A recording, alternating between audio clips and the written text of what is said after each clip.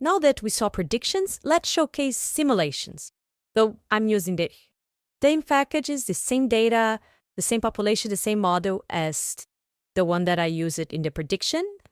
So this is a one compartment model. I'm fitting using the estimation method Puma's FOC.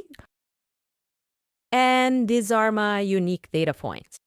So as you can see, we have data points. We don't have 3, 5, or either 7. Now I extract my fitted coefficients using the coef from my fit model. This gets me a named tuple of coefficients that were estimated by my model.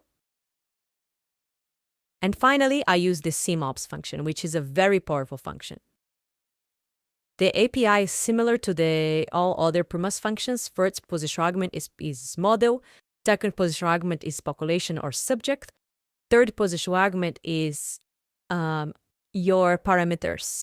So this tells Pumas that I want to simulate for my model, my population, using this coefficients for my model, but I want for you to simulate in those observation times, 3 to 7. So this covers 3, 4, 5, 6, 7.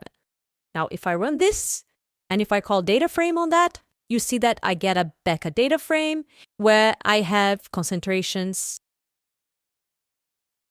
for all of the times. I get sigis for all of the times. So 3, 4, 5, 6, 7 that I had not in the original data set. So this is really powerful. You can simulate for any other time that you don't have. And this is for all of the 120 subjects. Now, simobs is also very proper because I can simulate for a different subject with a different dosage regimen. So if you recall our data set, it's the amount is 10 milligrams that we're giving at 0 as a simple IV bolus dose. We could change that by creating a new dosage regimen. So this is a dosage regimen with amount equals 30. We can create a new subject just by passing an ID and saying that this subject has events equal my dosage regimen that I just defined it.